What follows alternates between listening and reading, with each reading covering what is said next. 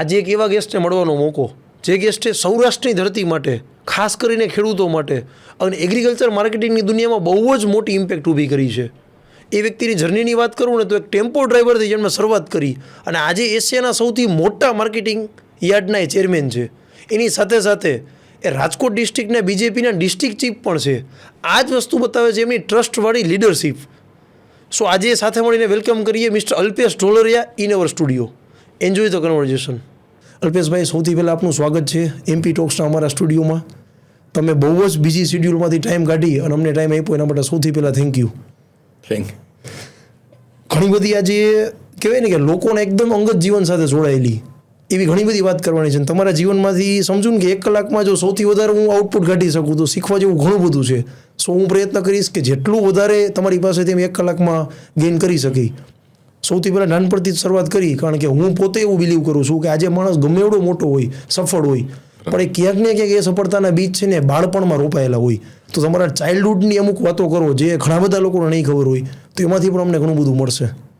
આમ તો મારો જન્મ ગોંડલ તાલુકાના લીલાખા ગામે થયો છે. લીલાખા ગામ એટલે ભાદર ડેમની બાજુમાં આવે છે. ત્યાં મારે 5 ધોરણ સુધી ભણવાનું થયું. મારા પપ્પા મારા ગામથી ટેમ્પો ચલાવતા હતા અને ગોંડલ માર્કેટિંગ યાર્ડમાં માલ નાખતા હતા અને ત્યાં મજૂરી કરતા હતા. મારા પપ્પાની એવી અપેક્ષા હતી કે મારો દીકરો ભણે તો આગળ આવે ને એને મજૂરી ભવિષ્યમાં કરવી ન પડે. એટલે મારા પપ્પાએ મને 5મા ધોરણથી ગોંડલ અક્ષર મંદિરના ગુરુકુળમાં બેસાડી દીધો હતો.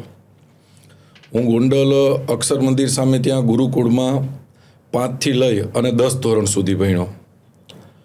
10મા ધોરણ મારું ચાલતું હતું ત્યાં મારા પપ્પાને એટેક આવ્યો અને ત્યારે અમારી પાસે કંઈ પૈસા કે એવું કાંઈ હતું નહીં, નહોતી કાંઈ ગવર્મેન્ટની યોજના. એટલે એવી વાત થઈ, સગાવાલા બધા ભેગા થયા કે ભાઈ એટેક આવ્યો તો તબિયત અત્યારે સારી છે તો આપણે બાયપાસ કરાવી. પણ બાયપાસના એ સમયે 4-5 લાખ રૂપિયાનો ખર્ચો થતો હતો. તો મારા પપ્પાએ એવું કીધું કે આપણી પાસે પૈસા જ નથી તો આપણે બાયપાસ કરાવશું કેવી રીતે, અને બાયપાસ વ્યાજે પૈસા લઈને કરાવી તો મારો દીકરો એ કરજમાંથી કેદી મુક્ત થાય. એટલે મારા પપ્પાએ એ કાંઈ કરાવ્યું નહીં બાયપાસ, અને એમનામાં પોતે ઘરે આવી ગયા. પછી હું બરાબર ત્યારે 10મામાં હતો અને એ સમયે 10મા ધોરણની અંદર ભણવા કરતાં થોડું ઘરનું ભારણ પણ વધારે રહેતું હતું.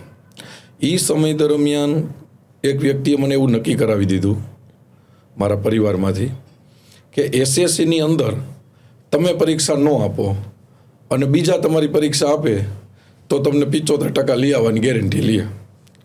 અલી વાત મને મજા આવી, કારણ કે ત્યારે તો સારું ભણવામાં તો કંટાળો જ આવતો હોય.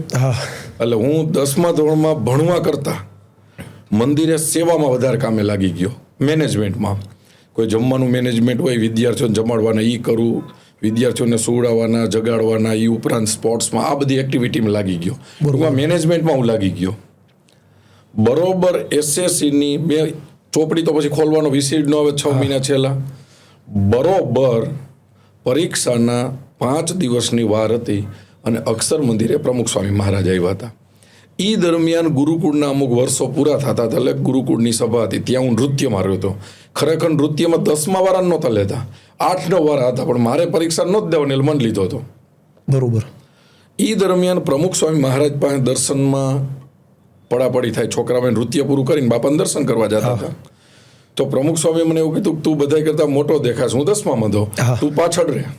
બરોબર. હું પાછળ ગયો એટલે બાપાએ મારો માંગરી પકડ્યું મને કે કેટલામું ભણેશ? મેં કીધું બાપા 10મા ધોરણમાં. પ્રમુખ સ્વામી મહારાજે મને પ્રશ્ન પૂછ્યો એકદમ નજીક, આંખમાંથી આંખ ફોરાવીને. મને કહેતો ચોરી કરતો નહીં, ત્યારે ફૂલ પરીક્ષામાં ચોરી થતી હતી. એટલે મેં બાપાને એક પ્રશ્ન કર્યો, મેં બાપા મારે પરીક્ષા જ નથી દેવાની, ચોરીની ક્યાં વાત છે? મને કે તો મેં બીજા મારી પરીક્ષા દેવાની છે. બાપાએ મારી આંગળી પકડી હતી ને એની જગ્યાએ આમ બાવડું પકડ્યું, કાંડેથી મને પકડી અને એકદમ નજીક લીધો, આંખમાંથી આંખ પોરીને મને કે ચોરી નહીં કરવાની, તું જ પરીક્ષા આપ. પણ મેં બાપા તો મેં વાંચ્યું જ નથી, હું નપાસ થાય. મને કે યોગીજી મહારાજ તોય રાજી થશે, એમ કરીને મારા વાહમાં ધબ્બો માર્યો. અને બાપાએ હજી મારી આંખમાં આંખ પોરાવીને જે શબ્દો મને કીધા ને કે નાપાસ થાય, ચોરી નહીં કર તો યોગી બાપા રાજી થશે, એ શબ્દ મને મગજમાં ઘૂસી ગયો.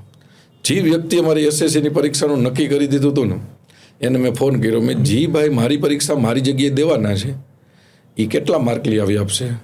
અલી કે 75% ગેરંટી લે છે, એટલે તું શિક્ષક બની જા. ત્યારે પીટીસી એસએસસી પછી હતું. બરોબર. એટલે કે શિક્ષક બની જા. પણ મેં કીધું 90% તો મને આવડે. હા. એટલે કે તોય ભાડે માણસ રાખવાની જરૂર નથી. પરીક્ષા મેં આપી અને ગુરુકુળના સ્થાપના થઈ ત્યાંથી આજ દિન સુધીનું ઇતિહાસનું સૌથી રિઝલ્ટ નબળું મારે પરિણામ આવ્યું. એસએસસીમાં મારે ટોટલ 32 માર્ક આવ્યા હતા. ઓહો. અને 32 માર્ક સાથે ગુરુકુળના ઇતિહાસનો સૌથી નબળા વિદ્યાર્થી તરીકે હું નાપાસ થયો. પણ મારા મગજમાં એક વાત ફિક્સ હતી કે યોગી પ્રમુખ સ્વામી મહારાજે મને કીધું હતું કે યોગી બાપા રાજી થાય. તો મારા ગુરુ પ્રમુખ સ્વામી મહારાજ હતા, એને રાજીપો લેવાનું મારા મનમાં ફિક્સ હતું કે પ્રમુખ સ્વામી મહારાજે મારા માટે શિક્ષક કરતાં કંઈક વિશેષ વિચાર્યું હોય તો જ મને ના પાડે ને. બરોબર. એટલે ઘરે આવ્યો, એસએસસીનું રિઝલ્ટ આવ્યું. હા. મારા પપ્પાના હાથમાં મેં રિઝલ્ટ આપ્યું, કારણ કે એને મને 5મા ધોરણથી મજૂરી કરીને ગુરુકુળમાં એટલે ભણાવ્યો હતો કે મારો દીકરો આગળ આવે. અને એની જગ્યાએ રિઝલ્ટ જોયું ને, એ થોડીક વાર મારા સામું જોઈને શોર્ટ થઈ ગયા, કાંઈ બોલી ન ગયા કે ટેમ્પામ કામે ચડી જાવ. કારણ કે એ રિઝલ્ટ જોઈને એનાથી એક્સેપ્ટ ન થયું કે આવું રિઝલ્ટ. પણ મારા મગજમાં એક વાત ફિક્સ હતી. પછી તો મને મારા પપ્પા 2-3 જગ્યાએ એકવાર રેડિયો ટીવીનું શીખવા લઈ ગયા હતા, ત્યાં પણ મેળ ન પડ્યો.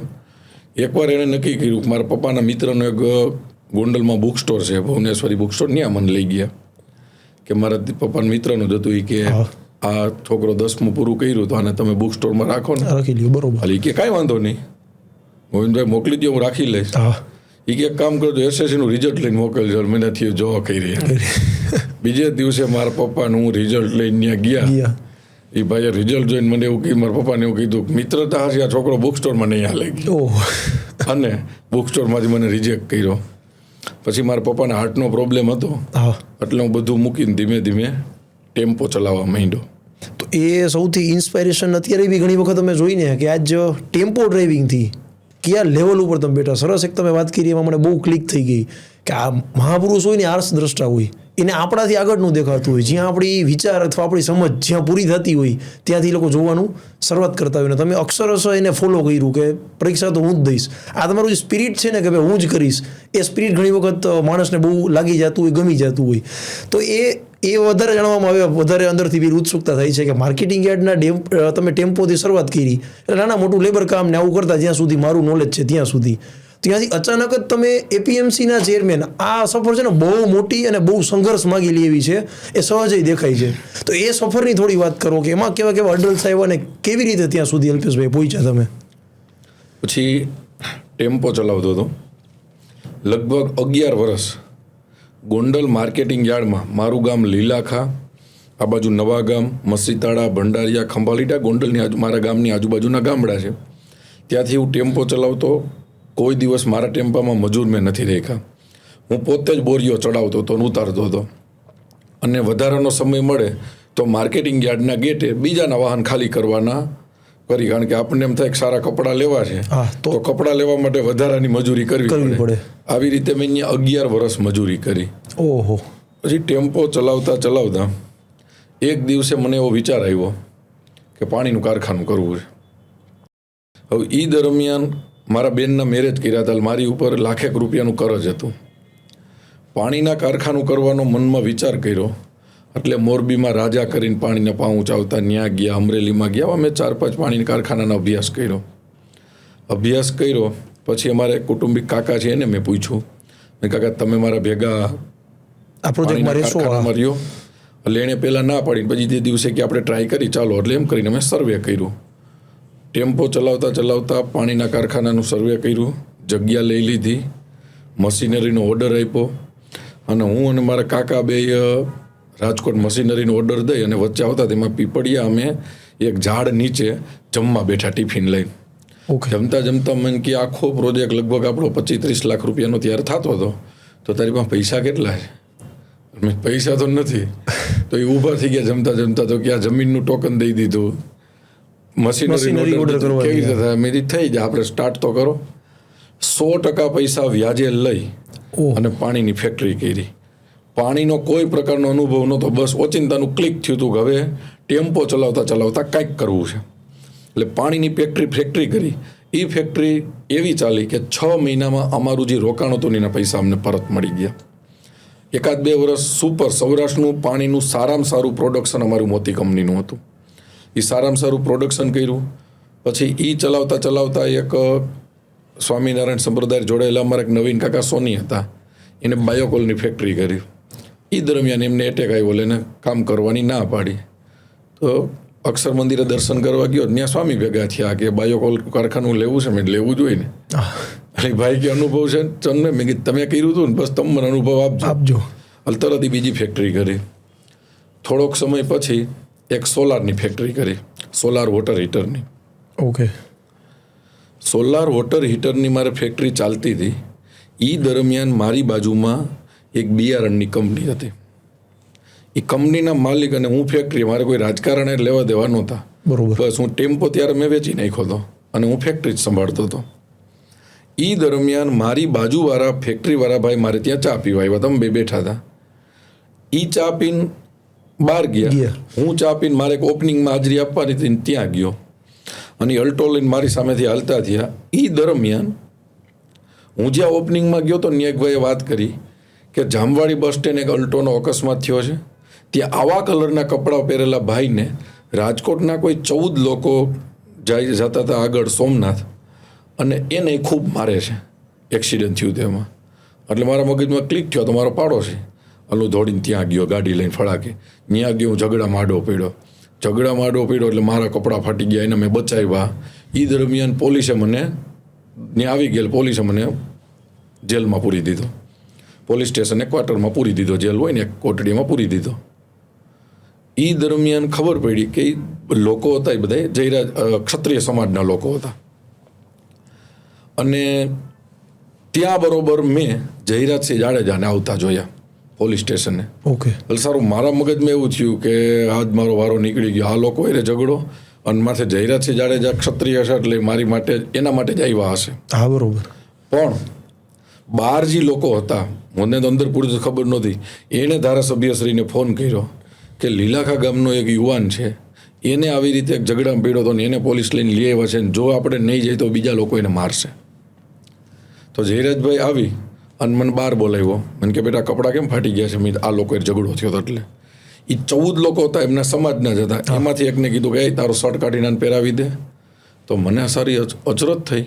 મેં આ યાર ક્ષત્રિય છે અને મારી બાજુ કેમ થાય છે? બરોબર. મને આમ વિચિત્ર લઈ ગયું.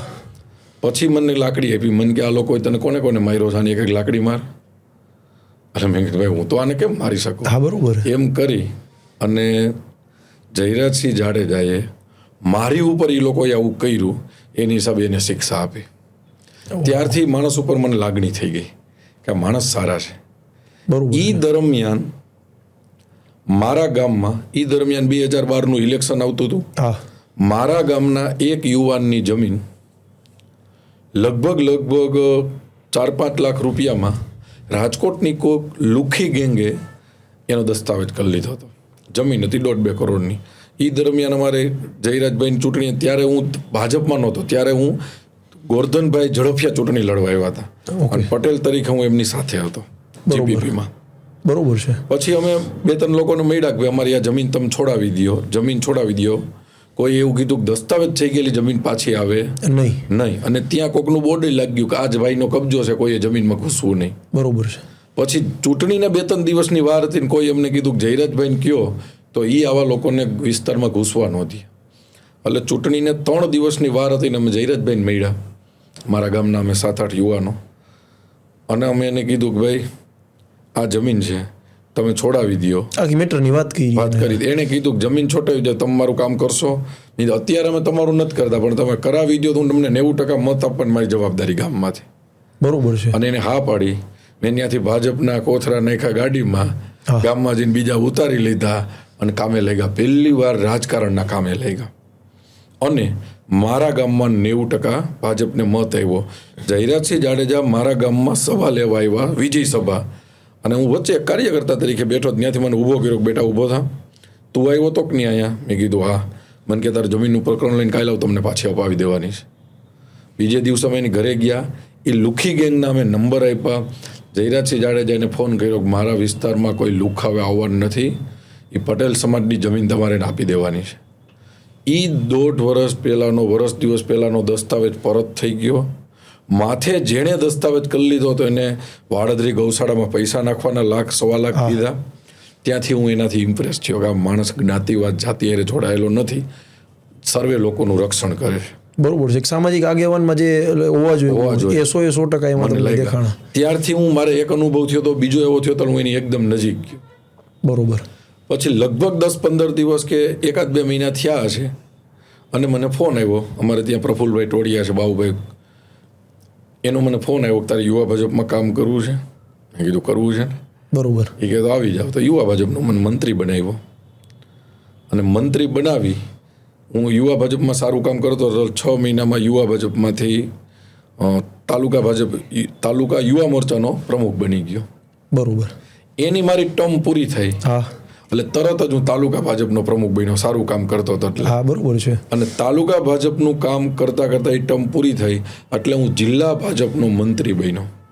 જિલ્લા ભાજપના મંત્રીને કદાચ 1 વર્ષ થઈ છે, 3 વર્ષની ટર્મ હોય, 1-1.5 વર્ષ થયું છે, તો CR પાટીલ સાહેબનો ફોન આવ્યો કે તારે જિલ્લા ભાજપ પ્રમુખ તરીકે કામ કરવાનું, કામગીરી બજાવવાની છે. એટલે ત્યારથી હું જિલ્લા ભાજપ પ્રમુખ તરીકે જવાબદારીમાં છું. જોરદાર. અલ્વેશભાઈ, કોઈ એવો વ્યક્તિ, ટૂંકમાં આપણે આખું એક કન્વર્ઝેશનને થોડો વળાંક આપીએ આપણે, કે જેને APMC, આજ તમે ચેરમેન છો, જેની ઘણી બધી વાતો આપણે કરવાની જ છે હજી, પણ એવો કોઈ વ્યક્તિ જેને APMC ખ્યાલ જ નથી, તો સામાન્ય ભાષામાં એને સમજાવવું હોય કે APMC શું કામ કરે છે અને એનું આ રોલ હોય છે, તો એ કઈ રીતે આપણે સમજાવી શકીએ? માર્કેટિંગ યાર્ડ, હા, એટલે APMC, ઇંગ્લિશમાં APMC કહે, આપણે અહીંયા માર્કેટિંગ યાર્ડ કહે. તો એ સહકારી ક્ષેત્રનું એક સિસ્ટમ છે.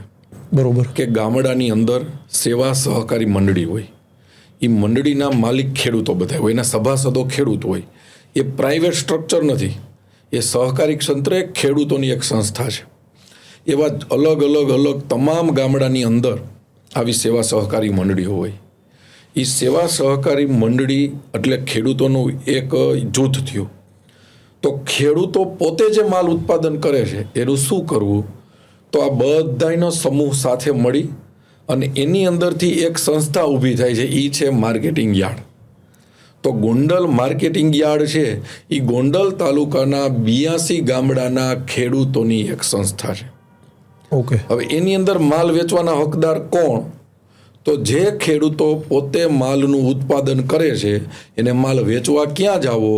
તો ખેડૂતો જે માલ ઉત્પાદન કરે છે એ પોતાનો માલ લઈ અને માર્કેટિંગ યાર્ડમાં માલ વેચવા આવે છે. એ કોઈ પણ ટેરેટરીમાંથી આવી શકે ત્યાં આવી શકે.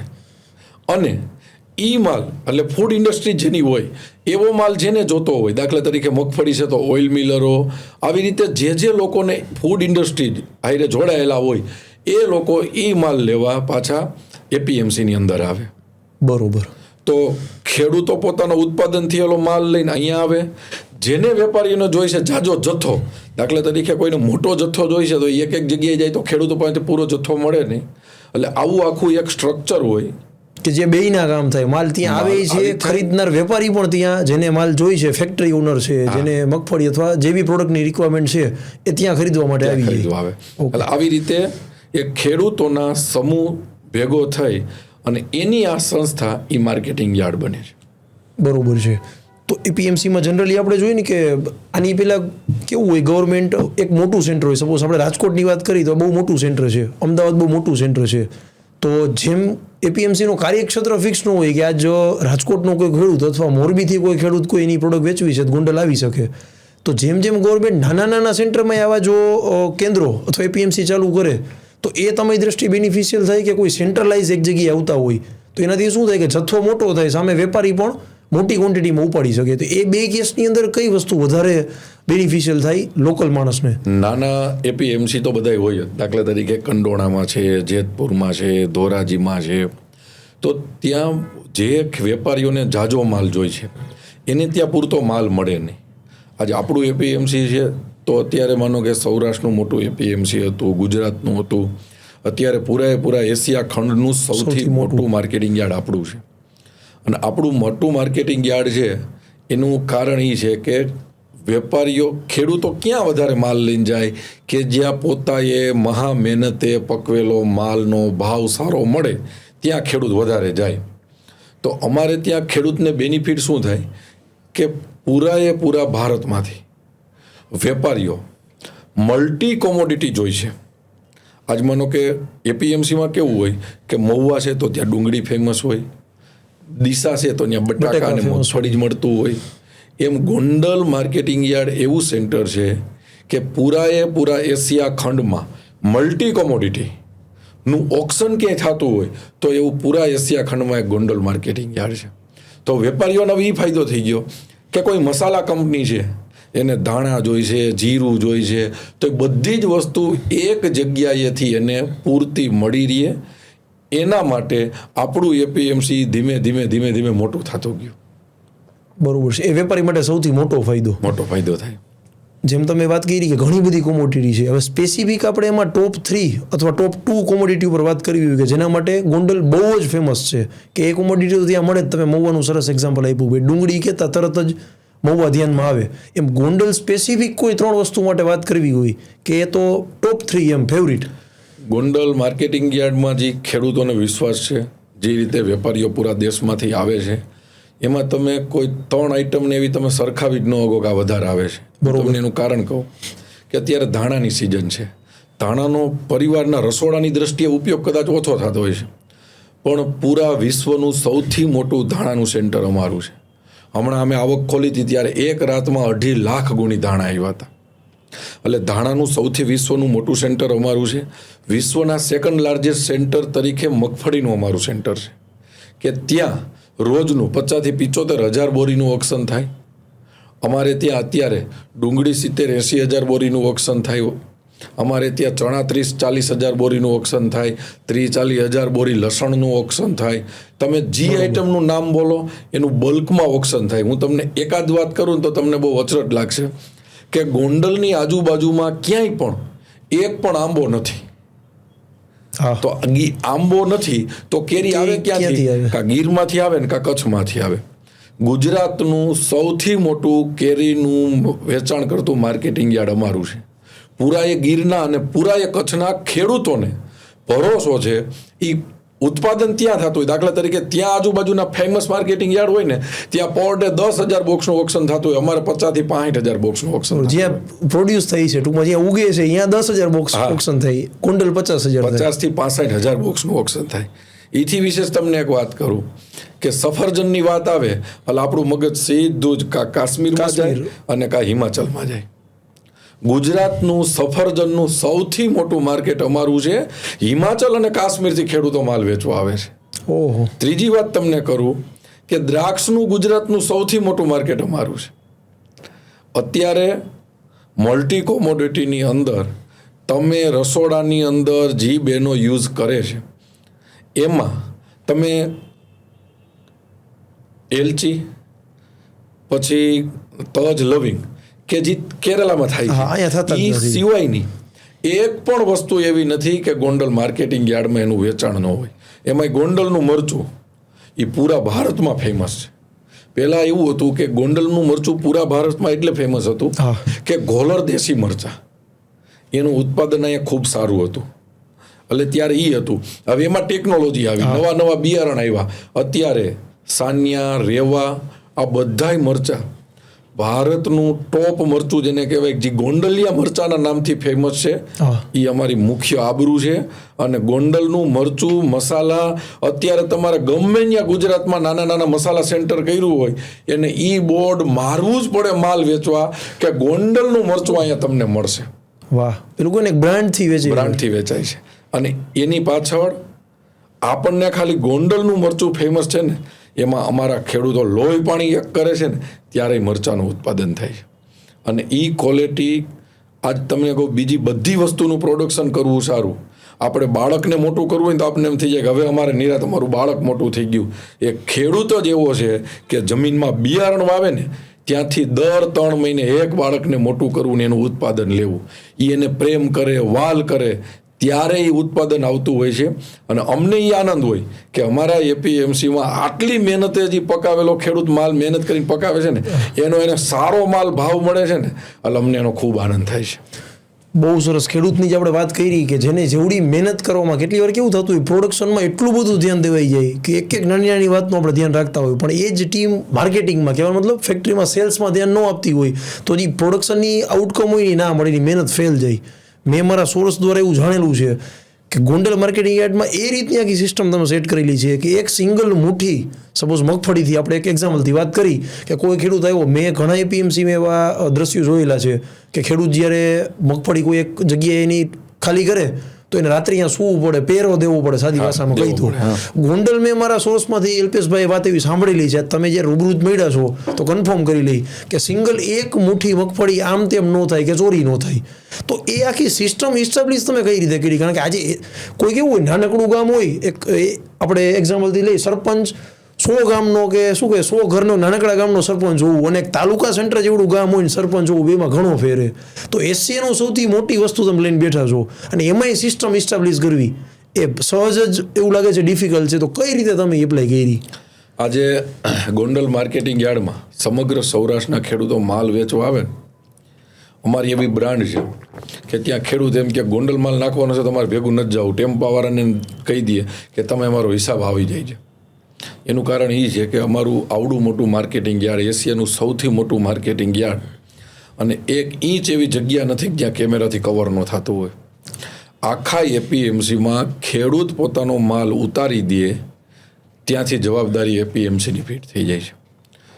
અમારા ખેડૂતનો માલ ચોરાઈ જાય, અમારા ખેડૂતનો માલ ખોવાઈ જાય તો એ જવાબદારી અમારી છે.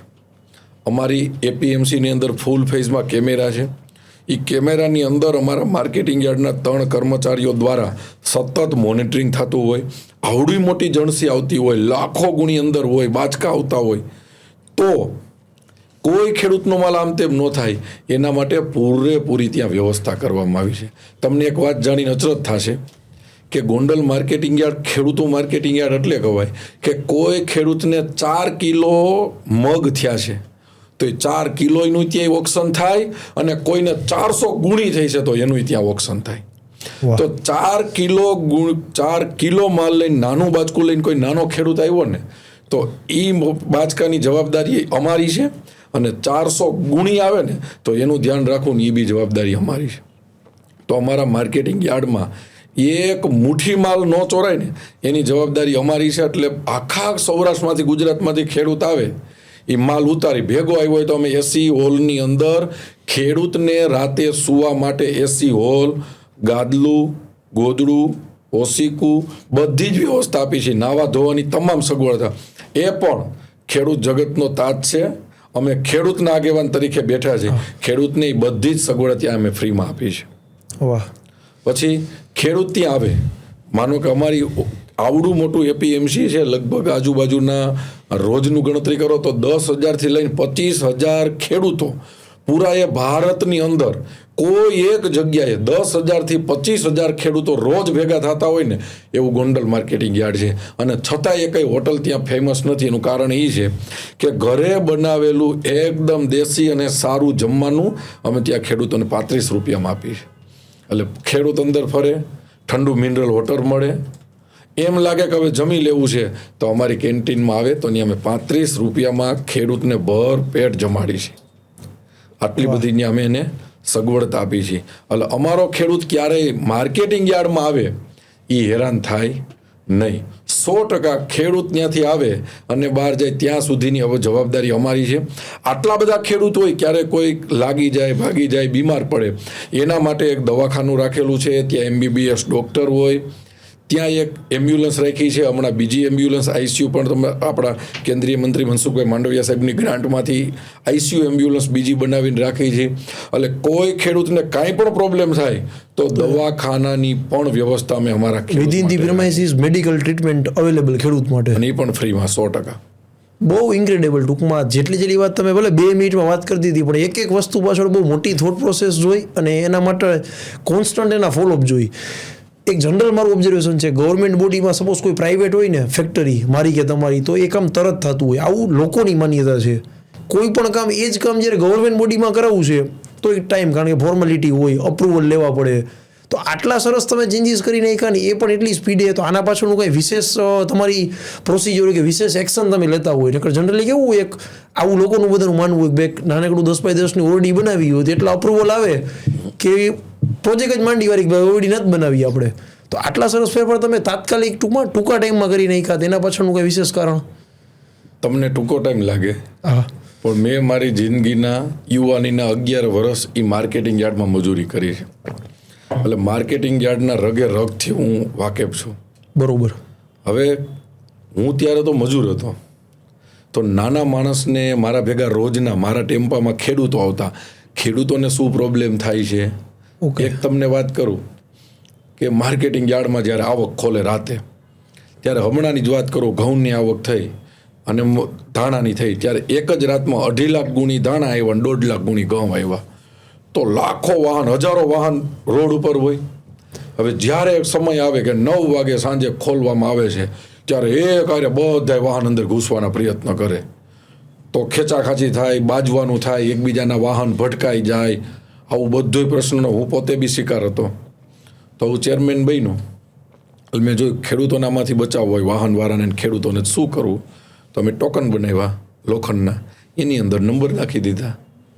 એની અંદર 2 સાઈઝ આપી, એક રાજકોટ સાઈડ, એક જેતપુર સાઈડ. તો જ્યારે કોઈ વાહનવાળો લઈને આવે તો એની ટોકન દઈ દેવાનું. જ્યારે આવક ખુલવાની થાય 9 વાગે, ત્યારે ટોકન નંબર હોય એને જ એન્ટર થવાનું. તો ઝઘડા બંધ થઈ ગયા, વહેલું આવવાનું બંધ થઈ ગયું. તો માનો કે 3000 વાહન અંદર આવવાના છે, એ પહેલાં ઝઘડા કરીને આખી રાત આવતા, 2 કલાકમાં બધા વાહનવાળા અંદર બી આવે, લાઇનસર આવે, વધારે ડીઝલ ન ભરે, ઝઘડો ન થાય, વાહન ભટકાય નહીં. એ શું કામ કરી શક્યો? તો મેં મારી જિંદગીના 11 વર્ષ એની અનુભૂતિ કરેલી છે. હોદ્દો આજે આવ્યો પદ, પણ 11 વર્ષ ગ્રાઉન્ડ વર્ક તમે કરી લીધું એ પહેલા. બરોબર છે. એ એક્સપિરિયન્સ તમને સીધે સીધું જ્યારે પોઝિશન આવી તો એ તરત તમને ટાઈમ, બરોબર છે તમારી વાત. એક બીજી વસ્તુ અલ્પેશભાઈ જોઈ કે તમારું એક એવું સ્વપ્ન છે કે ફોરેનની જેટલી પણ મોટી કંપની હોય કે ઇન્ડિયાની પણ મોટી કંપની હોય, એક ટાઈમ એવો આવશે, નો ડાઉટ અત્યારે પણ ખરીદી થતી જશે, પણ ટૂંકમાં સૌથી પહેલાં કોઈ પણ કંપની માટે જ્યારે ચોઈસની વાત આવે કે અમારે કોઈ કોમોડિટી પરચેસ કરવી છે, તો એ ગોંડલ એપીએમસીમાંથી મોટી ફોરેનની કન્ટ્રી ડાયરેક્ટ ખરીદી કરે. તો આ વસ્તુ તમારું ડ્રીમ કેવી રીતે બન્યું ને વિશેષ તમને કેમ એવો આગ્રહ છે કે મોટી કંપની જેનાથી ગોંડલ હજી બી ફેમસ થાય, એ વસ્તુ પાછળની શું આઈડિયોલોજી છે? એના મૂળમાં એ છે કે હું ખેડૂતને ત્યાં જન્મો છું. ખેડૂતની પીડા મને ખબર છે. ખેડૂતનું ઉત્પાદન જ્યારે વાહનમાં ભરાતું હોય ને અને મારા ભેગા ટેમ્પામાં બેઠા હોય ને ત્યારે પ્લાનિંગ કરતા હોય કે આટલા પૈસા મળી જાય ને તો મારે દીકરીના મેરેજ કરવા છે, મારે વાડીએ મકાન બનાવવું છે, વાડીએ એક દાર કરવો છે, વાડી ગારવી છે, આવું પ્લાનિંગ કરતો હોય. અને એ ખેડૂતને જો ઓછો ભાવ આવે ને તો એની શું હાલત હોય ને એ બી મેં જોઈ છે. અને એ ખેડૂતને પૂરો ભાવ મળે તો એનો આનંદ શું હોય ને એ બી મેં જોયો છે. હવે જ્યારે મને આ જવાબદારી મળી, અને આભાર ભારતીય જનતા પાર્ટીનો અને ગોંડલ ધારાસભ્ય જયરાજસિંહ જાડેજાનો માનવો પડે કે ગુજરાતના સૌથી યંગેસ્ટ ચેરમેન તરીકે મારી ઉપર ભરોસો મૂક્યો અને હું ગોંડલ માર્કેટિંગ યાર્ડનો ચેરમેન બન્યો. તો કંપની કેવી રીતે, કોઈ મલ્ટીનેશનલ કંપની કેવી રીતે પ્રગતિ કરી હોય એને મેં વાંચ્યા છે. સક્સેસ માણસોની કેટલી બી મેં સ્ટોરી વાંચી છે. હવે એના ઉપરથી મને આઈડિયો આવ્યો કે કાંઈક નવું કરી તો જ આ બધું થશે. તો મેં એવો અભ્યાસ કરતો ગયો કે વધારે વેપારીઓ આવશે તો જ આ થશે. તો હું જ્યારે ચેરમેન બન્યો ને ત્યારે મેં પહેલું કામ એ કર્યું કે મારા એપીએમસીની અંદર 10,000 થી 25,000 ખેડૂતો આવે તો અંદર એને બાથરૂમ જવું છે કે વ્યવસ્થા જ નહોતી. તો આટલા લોકો બહાર જાય તો તમે જ્યાં ઊભા રહ્યો ને ત્યાં વાસ જ આવે, તમને એમ થાય કે અહીં જલ્દી બહાર નીકળી જવું. બરોબર છે. તો મેં ગોંડલ માર્કેટિંગ યાર્ડની અંદર એક ખૂણા ઉપર મૂતરડી બનાવી, અને કોઈ બહાર જાય તો કેમેરા તમારી પાસે હતા જ, પહેલાં કેમેરા ફિટ કરાવી લીધા હતા, એની ઉપર 300 રૂપિયા દંડ માર્યો. તો 100% લોકો યુઝ કરવા માંડ્યા. બરોબર છે. તો બાથરૂમનો લોકો યુઝ કરવા માંડ્યા તો એપીએમસીમાં ચોખ્ખાઈ વધી. તો લોકોને એ ગમ્યું કે વાસ બંધ થઈ. પણ મારું વિઝન એવું હતું કે મારે ધીમે ધીમે અહીંયા મલ્ટીનેશનલ વર્લ્ડની મોટી કંપનીઓને લઈ આવી છે, તો એ લઈ આવવા માટે એવું ઇન્ફ્રાસ્ટ્રક્ચર અહીં હોવું જોઈએ. તો ઇન્ફ્રાસ્ટ્રક્ચરની તૈયારીના ભાગરૂપે મેં શરૂઆત ત્યાંથી કરી. ધીમે ધીમે અમુક માલ માટીમાં હોય તો એ બહારની કંપની એક્સેપ્ટ ન કરે, તો 100% ગોંડલ માર્કેટિંગ યાર્ડનું તળિયું પાકું કરી નાખ્યું. ફ્લોરિંગ આરસીસી 100% આરસીસી કરી નાખ્યું. પછી મારી ઓફિસથી લઈને કોઈ કંપની આવે તો એ એપીએમસીમાં પહેલાં નથી જવાનું, પહેલાં ઓફિસમાં આવવાની છે. એટલે ઓફિસ બિલ્ડિંગ, ભોજનાલય અને બહારના કોઈ વેપારીને અહીંયા આવવું છે તો મેં જોયું તો એ આપણું ગેસ્ટ હાઉસ હોય એપીએમસીના તો ગંદા હોય. હા, તો વેપારી હોટલમાં રહીએ, વેપારી હોટલમાં રહીએ તો એને પર ડેનું 2500-3000નો ખર્ચો લાગે. તો મહિને 3000નો રોજનો ખર્ચો લાગતો હોય તો મહિને લાખેક રૂપિયા જેવો ખર્ચ લાગે. તો મેં મારા એપીએમસીની અંદર મારું ગેસ્ટ હાઉસ છે એ રોયલ હોટલ બનાવી નાખી. મારા ખેડૂતો જે કેન્ટીનમાં જમતા હતા એને હોટલ બનાવી નાખી. અત્યારે તમે આવો મારા એપીએમસીમાં તો મારો ખેડૂત 3 સ્ટાર હોટલની વ્યવસ્થામાં જમતો હોય ને એવી રીતે જમે. મારો વેપારી ગોંડલ માર્કેટિંગ યાર્ડની રૂમમાં નહીં હોટલમાં સૂતો હોય એવી અનુભૂતિ કરે. પછી વેપારીઓને સગવડતા થાય એટલે વેપારીઓને ઓટોમેટિક મારો ટાર્ગેટ એમાંથી ભાડું લેવો નહોતો. એ જ્યાં એને 3000નો ખર્ચો લાગતો હોય ત્યાં હું 500 રૂપિયામાં રૂમ આપું એસી એને, એટલે એને સસ્તું પડ્યું એટલે અહીંયા આવ્યા. બીજું ઇન્ફ્રાસ્ટ્રક્ચર લેવલે એને મોડેલ જોઈ તો મેં મારી ઓફિસો, મારી સ્ટાફ, મારી તમામ વ્યવસ્થા એ અદ્યતન 5 સ્ટાર હોટલ જેવું બનાવી નાખ્યું. જેથી કરીને બહારની કંપની આવે તો એને લાગે કે આ એપીએમસી એ કોર્પોરેટ સેક્ટરનું જગ્યા બની ગઈ છે. તો લોકો અહીંયા આવે એના માટે એ રેડી કર્યું. પછી ધીમે ધીમે બધા જ શેડ કમ્પ્લીટ કરવા માંડ્યા. અત્યારે અમારે માનો કે હમણાં વરસાદ આવ્યો ઉનાળામાં, ગયા વર્ષે વર્ષના 6 મહિના વરસાદ આવ્યો તો માલ બહાર પડ્યો હોય, બહારની કંપનીવાળા જોવે કે આ તે બધી નુકસાન થાય છે, ખેડૂતોને આમ પણ નુકસાન થાય. તો એપીએમસીની અંદર જેટલી જગ્યા એવડા શેડ. અત્યારે મારો એક શેડ બને છે 40 વીઘા જમીનમાં, 35 વીઘાનો શેડ બનશે. એ ભારતનો એપીએમસીનો સૌથી મોટો ડોમ બનશે, સિંગલ ડોમ 35 વીઘાનો. 35 વીઘામાં સિંગલ ડોમ. પછી હમણાં તમારે એવા એક દ્રશ્યો ટીવીમાં જોવા મળ્યા હતા કે એક જગ્યાએ વરસાદ આવ્યો અને ખેડૂતોની મગફળી તણાઈ ગઈ. તો મેં જ્યારે એપીએમસી પાકું કર્યું ત્યારે અંડર 5-5 ફૂટની 4-4 ફૂટની ટનલો બનાવી નાખી કે આવડું મોટું માનો 300, 350, 400 વીઘાનું પાણી ભેગું થાય તો પાકામાં તો નદી જેવું આવે. તો જ્યાં પાણી ભેગું થાય ત્યાં સીધું જમીનમાં ઉતરી જાય ટનલો દ્વારા. અને હમણાં એ ટનલની અંદર ઓછામાં ઓછા 100 બોર કરવા છે. એટલે મોસ્ટ ઓફ પાણી જમીનમાં ઉતરી જાય, બાકીનું પાણી ટનલ દ્વારા સીધું જ બહાર નદીમાં આવી જાય. એપીએમસીની અંદર વ્યવસ્થા વધારે કરી. એવું રોયલ ઇન્ફ્રાસ્ટ્રક્ચર કરવાથી બહારની કંપનીને પ્રોત્સાહન મળે. અત્યારે મારી જેટલી બી એપીએમસીની શોપ છે એ બધી જ મોડિફાઈ કરવાનું કામ હમણાં ચાલુ કરી છે. બીજો પ્રશ્ન આવતો તો વર્લ્ડ બહારની કંપની આવવામાં કે ચરક આવે કબૂતરની. તો કબૂતરની ચરક એટલી બધી ખરાબ છે કે ફૂડના ઢગલામાં કોઈ મગફળીનો ઢગલો પડ્યો છે એમાં 2-3 જગ્યાએ કબૂતર ચરકી ગયું તો એક્સપોર્ટ ન થાય, રિજેક્ટ થાય. એની માનો કે કોઈ જગ્યાએ કબૂતરની ચરકનો પાવડર પડ્યો છે એ આપણા શ્વાસોશ્વાસમાં જાય અને જે ઇન્ફેક્શન લાગે એને મટાડવાની હજી દુનિયામાં કોઈ દવા મળી નથી. તો એપીએમસીની અંદર તો ફૂલ ફેઝમાં કબૂતર આવે. તો અત્યારે અમે કામ ચાલુ કરી દીધું છે, એક ડોમમાં થઈ ગયું કે આખા એપીએમસીની અંદર જ્યાં ફૂડની આઈટમ આપણી પડી હશે ત્યાં કવર થઈ ગયું, જેથી કરીને કબૂતર અંદર બેસશે નહીં. અત્યારે સૌરાષ્ટ્રની મોટામાં મોટી તકલીફ શું છે કે માવો ખાઈને પિચકારી મારવી સૌથી મોટી, અને ક્યાં મારવી જોવાનું નહીં. તો હમણાં અમે નવો નિયમ કરવાના છે કે મારા માર્કેટિંગ યાર્ડમાં કોઈ જગ્યાએ ફૂડની આઈટમ પડી હશે ત્યાં પિચકારી મારશે એટલે 300 રૂપિયા દંડ લાગશે. અને મને આનંદ છે કે મારા બધા જ વેપારીઓમાં એક્સેપ્ટ કરી અને એ વાતમાં હા પાડી છે. આ બધું કરવા પાછળનું ઇન્ફ્રાસ્ટ્રક્ચર ડેવલપમેન્ટ, નવા નિયમો એ કરવા પાછળનું કારણ એ છે કે અહીંયા જે લેવલનું કામ હશે ને એ લેવલની કંપની અહીં ખરીદીમાં આવશે. બરોબર છે. ઇમ્પ્રેશન જ આપણે એવી ક્રિએટ કરવી પડશે કે લોકો એટ્રેક્ટ થાય. હમણાં માનો કે સ્નીકર્સ ચોકલેટ વાળા આવ્યા હતા, જોયા, ખૂબ હેપી થયા. એને જે આ થૂકવાનું એક બે જે પ્રશ્નો હતા એ અમે કીધું કે હમણાં તમને અમે એ પ્રોજેક્ટ આખો પાઇપલાઇનમાં છે, હમણાં અમે રેડી કરી દઈશું, એમાં કંઈ ચિંતા નથી. હવે કંપનીને વર્ષે 4 લાખ ટન દાણા જોઈ. હવે બધું જ માનો ખરીદી એપીએમસીમાં ગોંડલ નહીં પણ જનરલ બધાય કરવા માટે તો ખેડૂતને કેવડો ફાયદો થાય. તો વાત એ છે કે આ બધું જ મોડિફાઈ કરી અને સિસ્ટમ સુધારવાના મૂડમાં એ છે કે મારી પાર્ટીએ, ભારતીય જનતા પાર્ટી અમારી માં છે, અમને એને હોદ્દો આપ્યો છે અને અમારી ઉપર ભરોસો મૂક્યો છે. તો અમે જે અમને યુવાનીમાં જવાબદારી સોંપી છે તો એ અમે ખરા ભાવથી નિભાવી. અને આમ પણ જે દી હું રાજનીતિમાં આવ્યો તે દિવસે મારા પપ્પા સ્વામિનારાયણ સંપ્રદાયે જોડાયેલા છે, હું બી સ્વામિનારાયણ સંપ્રદાયે જોડાયેલો છું. મારા પપ્પાએ કીધું હતું કે રાષ્ટ્રહિતનો કે રાષ્ટ્ર નિર્માણનો આપણા ઘરમાં 1 રૂપિયો આવવો જોઈએ નહીં. હું લગભગ 2013-14થી યુવા ભાજપમાં જોડાણો, 2026માં આપણે બેઠા છીએ, ત્યાં સુધીમાં આજ સુધીના મારા બાળકોના પેટમાં કે મારા ઘરમાં હું રાજ્યનો, રાષ્ટ્રનો કે એપીએમસીનો 1 રૂપિયો લઈ આવ્યો નથી. અને એ નથી એટલે લઈ આવ્યો કે મારા પપ્પાએ અને મારા ગુરુવરી પ્રમુખ સ્વામી મહારાજે મને કીધેલું છે કે આપણે નીતિ ક્યારેય છોડવાની નહીં. સત્ય ભેગો ઈશ્વરીય છે. અને હું માનું છું કે મારા ગુરુએ ત્યારે મને કીધું હતું ને કે તારે પરીક્ષા નથી દેવાની, ત્યારે એને ખબર છે કે આનો જન્મ શિક્ષક માટે નથી થયો, આનો હજી ઘણું કરવાનું છે. અને ગુરુએ આપેલું વચન પ્રમાણે આજ બી હું નીતિમત્તાથી રાજનીતિમાં છું. જોરદાર અલ્પેશભાઈ, આખી જ્યારે વાત તમારી પાસે સાંભળીને આટલા કન્વર્ઝેશનમાં જ મને એવું લાગે છે કે એકદમ કહેવાય ને જે પરંપરાને તોડવાની વાત, પરંપરા એટલે કેવું 1 ને 1 2 થાય, આ એક પરંપરા થઈ, સરવાળો આવી રીતે જ થાય.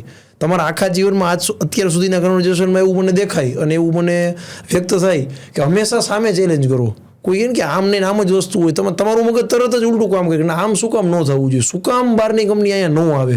તમે બહુ સરસ ડીપમાં વાત કરી. આ જ એક મોડલને તમારામાંથી ઇન્સ્પાયર થાય, મતલબ ગોંડલના એક મોડલમાંથી ઇન્સ્પાયર થઈ અને જો આખા ગુજરાતના જેટલા એપીએમસી શક્ય હોય આ મોડલ અપનાવે તો ખેડૂતનો ગ્રોથ ક્યાં જાય? તો ખેડૂતને એનું આઉટપુટ તરત મળવા જ મળવાનું છે.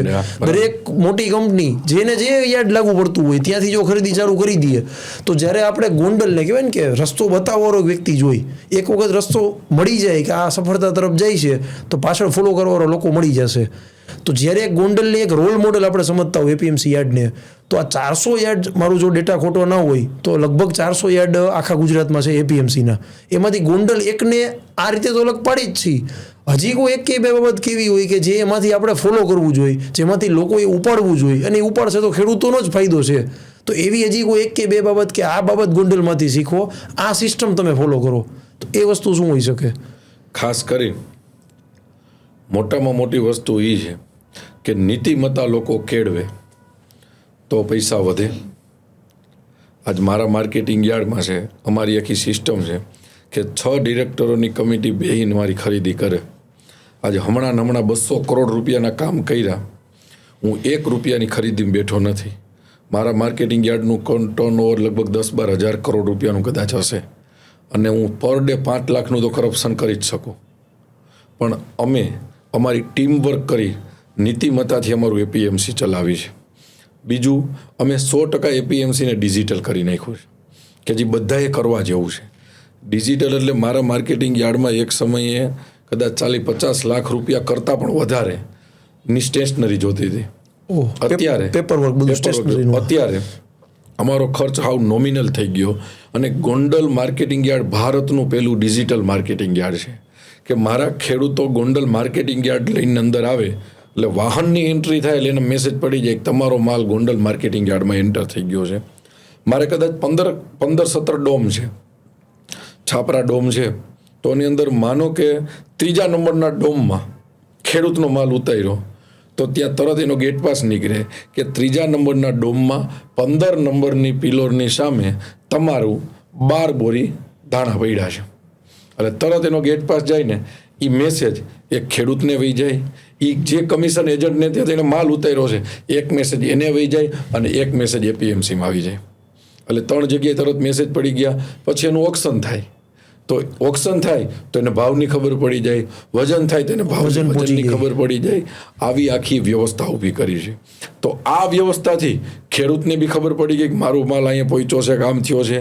આ વ્યવસ્થાથી પહેલાં હું જોતો કે મારે ત્યાં માનો કે 600-700 વેપારીઓ છે, એ સવારમાં ઓક્શન ચાલુ થાય ને એટલે મારા વેપારી 12 લઈને, હવે એ કારણે માનો 40 પ્રકારના ઓક્શન ચાલુ થયા હોય તો હવે એ વ્યક્તિ તો 5 હોય, એક બાઇક લઈને ઓલા ઓક્શનમાં જાય ને ઓલા ઓક્શનમાં જાય. હવે દોડાદોડી બંધ થઈ ગઈ.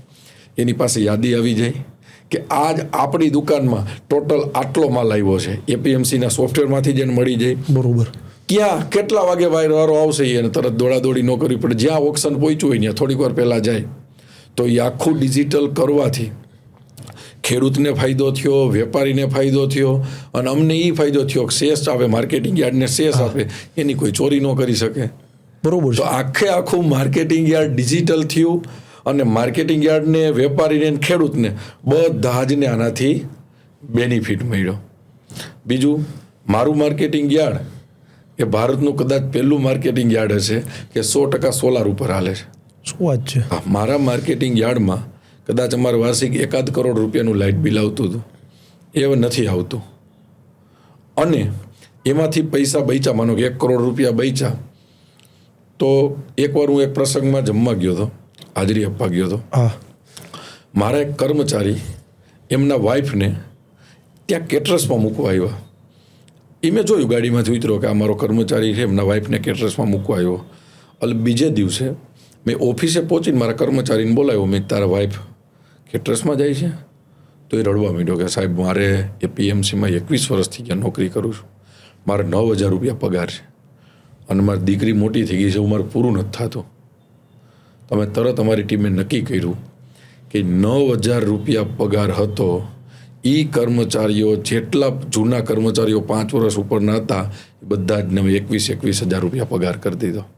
એટલે જે પૈસા અમે સોલારમાંથી બચાવ્યા એને તરત અમારા કર્મચારીઓના પગારમાં નાખી દીધા. અને મને એ વાતનું આનંદ થયો અને મારી છાતી લાગણીથી ફૂલી કે જ્યારે મેં આ જાહેરાત કર્યું ને ત્યારે મોસ્ટ ઓફ મારી કર્મચારીઓના આંખ ભીની થઈ ગઈ. એટલે જે પૈસા અમે બચાવી છીએ એ પાછા અમારા કર્મચારીઓના અમે આપી છીએ. બીજું, અમારા કર્મચારીઓનો વીમો લઈ છે. અને ગોંડલની માર્કેટિંગ યાર્ડના જેટલા 7 બાર નીકળતા હોય, હા, કોઈ એક વ્યક્તિનો નહીં, આખા ગોંડલના જેને 7 બાર નીકળે છે એનો અત્યારે અમે 5 લાખ રૂપિયાનો અકસ્માત વીમો લઈ છે. ગોંડલ તાલુકાનો ખેડૂત આકસ્મિક મૃત્યુ થાય અને વિગત અમને આવે એટલે અમે તરત એને 5 લાખનો ચેક અમે આપી દઈએ છીએ. હજી અમારી ટીમ પ્લાનિંગમાં છે કે આ 5 લાખનો વીમો અમારે 10 લાખ રૂપિયાનો ખેડૂતને કરી દેવો છે. ક્યારેય કોઈ અકસ્માતે ખેડૂતનું મૃત્યુ થાય ત્યારે અમે પણ ફૂલ નહીં તો ફૂલની પાખડી એમના પરિવારને મદદ કરી, આર્થિક સહાય કરી શકીએ. આ બી અમારી એક યોજના છે કે અમે ખેડૂતોને આવી રીતે મદદ કરી છે. જબરજસ્ત. દરેક પરંપરા પદ્ધતિને તમે સમજો છો અને કઈ રીતે એને સીધું એક્સપોનેન્શિયલ કરી શકી. 2 ટાઈપે ગ્રોથ હોય ને, આમ લાઈક કેવું છે કે 5 ને 10% થાય, 10 ના અલ્પેશભાઈ 15% થાય. તમારું જે આઈડિયોલોજી આખું યંગસ્ટર્સ અને જે અત્યારના જમાનામાં જે જરૂર છે, સીધું 5 નું 50 કેમ થાય એ પદ્ધતિ સમજવાની, એનો ગેપ ગોતવાનો ઓબ્ઝર્વેશન કરીને અને તરત જ એ તમે કરો. બીજી એક સરસ વાત એ કરવાનું મન થાય કે વર્લ્ડનો કદાચ હું કહી શકું સારામાં સારું જો ફૂડ રિલેટેડ એક્ઝિબિશન અથવા સ્ટોલ થતા હોય તો એ ગલ્ફ ફેર છે. કે ત્યાં દરેક વેપારી જે કામ કરે છે એક્સપોર્ટનું, કોમોડિટીનું, અને જેને પોતાને જરૂરિયાત છે અને જેને એ ફિલ્ડમાં જવું છે, ઇનોવેશન જેને જોવા છે કે ફૂડ ઇન્ડસ્ટ્રીઝમાં કેવા ઇનોવેશન હોય, એ દરેક લગભગ 100 કરતાં વધારે કન્ટ્રીના લોકો ત્યાં એ ફેરમાં પ્રેઝન્ટ થતા હોય. તમે એક જગ્યાએ કીધેલું અને તમારું પોતાનું આઈ થિંક એવી વિશ લિસ્ટ છે કે એપીએમસી ગોંડલમાંથી મેક્સિમમ વેપારીના એ રિપ્રેઝન્ટેશન યાર્ડ ત્યાં ગલ્ફ ફેરમાં આપણા સ્ટોલ મેક્સિમમ હોય, ત્યાં લોકોને બેનિફિટ મળે. તો આવું વિચારો પાછળનું કારણ શું? અમારું આ વખતે જ પ્લાનિંગ હતું, હા, પણ આ વખતે અમારે કામ જાજા ચાલતા હતા એટલે પહોંચી ન શક્યા. અમારો એવો ટાર્ગેટ છે કે આવતા સમયે અમારું 100% ઇન્ફ્રાસ્ટ્રક્ચર વર્લ્ડ લેવલનું બની ગયું હશે. આ વખતે મારું થોડુંક કામ ચાલતું હતું ને એટલે મારા એપીએમસીને મારે જેવું વર્લ્ડની બજારમાં રિપ્રેઝન્ટ કરવું છે એવું નહોતું મૂકી શકું એમ. એના માટે આ વખતે મેં બ્રેક લગાવી. લગભગ 6-1 મહિનામાં વર્લ્ડ ક્લાસ એપીએમસી બની જશે. પછી જે મારો ટાર્ગેટ છે કે અમારે કામ તો મોસ્ટ ઓફ એપીએમસીમાં પૂરા થઈ જશે. પછી અમારે ખાલી દુબઈમાં નહીં, અમારું એવું વિઝન છે કે વર્લ્ડના જે દેશની અંદર એક્સપો થતા હોય ત્યાં ગોંડલ માર્કેટિંગ યાર્ડનો સ્ટોલ હશે. અને ગોંડલ માર્કેટિંગ યાર્ડ માટે અમારા બધા જ વેપારીઓ એમાં ભાગ લઈ શકે. અને એના મૂળમાં એ કે વર્લ્ડના દેશોને અમારે બતાવવું છે કે ભારતમાં, ગુજરાતમાં ગોંડલ એક એપીએમસી એવું છે કે જેની પાસે મલ્ટી કોમોડિટી છે, તમારે જોઈએ એવી છે. અને એના માટે અમે અત્યારે બધી જ કંપનીઓને ખાલી માલ મોકલી છે એવું નહીં, અમે એને લેબ રિપોર્ટ કરીને એને આપી છે. બરોબર. એટલે જ જોવા આવે છે. આપણો બહુ મોટી મુશ્કેલી એ છે કે આપણા ખેડૂતો છે ને, આપણે અત્યારે લગભગ એજ્યુકેશનનો વર્ક ખૂબ સારો થઈ ગયો. એટલે જે પરિવારમાંથી બાળક તૈયાર થાય, સારા લેવલનું એજ્યુકેશન લાવે, એ બિઝનેસમાં નોકરી મળી જાય. તો જેને તમે સમાજનું ક્વોલિટી વર્ક કહી શકો કે 5C મોડેલ કહી શકો, એ છોકરાઓ ખેતીમાં નથી, એ ક્યાં છે બિઝનેસમાં છે, Other અલગ અલગ segmentમાં છે. પ્રકારમાં. તો એનું જે આઈડિયોલોજી મગજ હાલતું હોય એ કેમાં હાલે છે જ્યાં પોતે છે એમાં. તો ખેડૂત માટે એ થોડુંક ઘટે છે. હજી અમે એ બધું પૂરું કરી અને વર્લ્ડના બજારમાં માલ જાય એના માટે ગુજરાત સરકાર આરે ગોઠવણ આલે છે. અમારે ત્યાં એક એગ્રો ઇન્ડસ્ટ્રીની જમીન છે, ત્યાં ગુજરાત સરકાર આરે એવી ગોઠવણ આલે છે કે ત્યાં એક પેકર્સ હાઉસ બને. ઓકે, પેકર્સ હાઉસ એટલે ડાયરેક્ટ એક્સપોર્ટ કરવું છે તો એનું પેકિંગ ન્યા થાય. પેકર્સ હાઉસ બને, ગામા રેડિયેશન સેન્ટર બને. દાખલા તરીકે કેરીનું ઉત્પાદન છે તો તેલી પદાર્થ જેમાં નથી ઈ માલને ગામા રેડિયેશનમાંથી પસાર થાય અને સિક્કો લાગે તો વર્લ્ડની ટોટલ બજારમાં એ વેચાઈ શકે એના સર્ટિફિકેટમાંથી. તો એ બી અમે ગોંડલમાંથી કરવા માગીએ છીએ. મેં આ વાત માંડવિયા સાહેબને કરી, આપણા સાંસદ અને કેન્દ્રીય મંત્રી છે, તો એણે મને કીધું કે તું આ બધી તૈયારી કર તો આપણે પોરબંદરની અંદર પોર્ટ ચાલુ કરી દઈએ.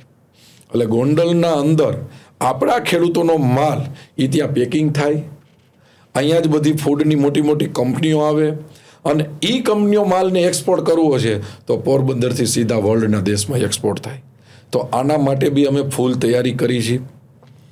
ખેડૂતને મૂળ વાત રૂપિયાવાળો બનાવવા માટે વર્લ્ડના બજારોમાં આપણો માલ જાશે તો જ આપણી કિંમત થશે, તો જ આપણો ઊંચો ભાવ મળશે. અને આ બધું જ આટલા વર્ષથી અમે 4 વર્ષથી એપીએમસીમાં ફેરફારો કરી છે. એક સાઈડ અમે બીજી આવી બધી તૈયારી કરી છે. એના બધાયના મૂળમાં એ છે કે આપણો માલ, સૌરાષ્ટ્રના ખેડૂતોનો માલ વર્લ્ડના બજારમાં મળશે તો જ આપણો ખેડૂત 2 પાંદડે થશે, બરોબર છે. તો જ એની આવક ડબલ અને થશે, એ આપણા ભાવથી આપણે સેલ કરશી. સેલ કરશે. બરોબર છે.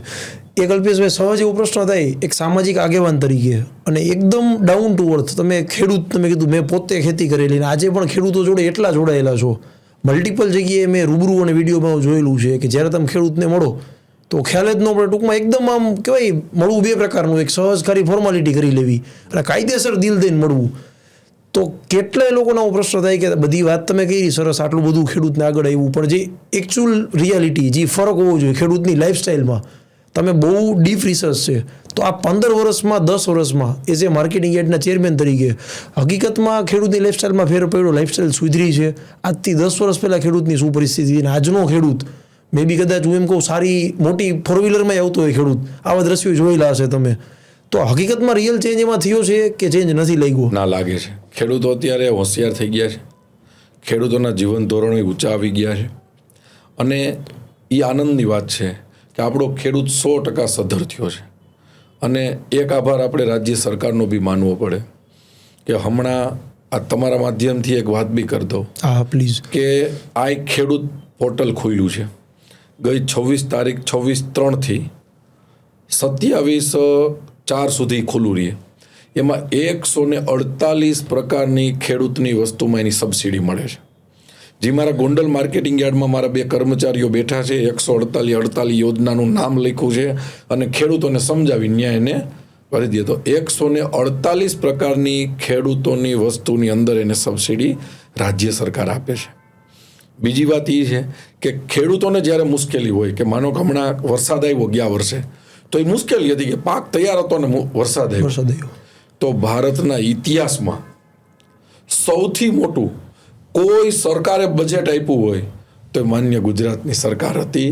અને ગુજરાતની સરકારે ગુજરાતના ખેડૂતો માટે 10,000 કરોડ રૂપિયાનું પેકેજ જાહેર કર્યું અને 2 એકર દીઠ 44,000 રૂપિયા ખેડૂતોના ખાતામાં લગભગ ગણતરીના દિવસોમાં, જ્યારે પેકેજ જાહેર કર્યું અને દિવસોમાં 15 દિવસમાં તો ખેડૂતોને પૈસા મળવા માંડ્યા.